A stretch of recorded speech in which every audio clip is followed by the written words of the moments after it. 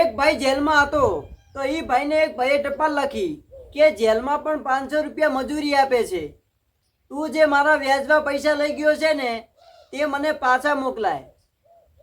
તો જે જેલમાં હતો એ ભાઈએ હામી ટપાલ લખી કે અલ્યા ભાઈ, જેલમાં ટપાલ લખાતી છે, જેલમાં મારી ઇજ્જતનું શું?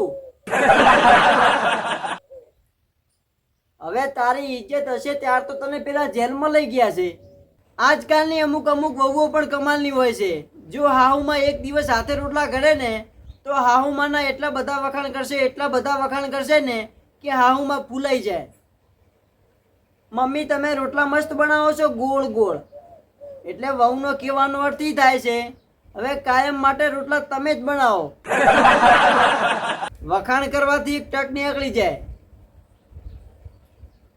હમણાં એક ડોશીમાં જાતા તા તો મેં ડોશીમાને પૂછ્યું, કીધું ડોશીમા તમને તો નરકમાં જગ્યા નહીં મળે. તો ડોશીમાએ મને શું જવાબ આપ્યો ખબર છે કે બટા, મને નરકમાં જગ્યા નહીં મળે ને તો હું નરકના દરવાજે બેસી રહીશ. તો મેં કીધું ડોશીમા તમે નરકના દરવાજે બેસીને શું કરશો? જ્યારે મો જગ્યા થાય ને ત્યારે મો જઈશ. લો ડોશીમા એક કમાલ ના હો.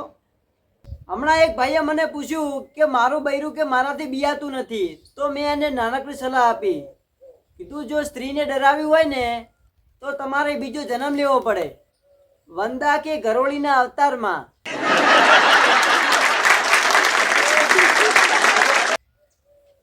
એના સિવાય તો બૈરું કોઈનાથી ના ડરે.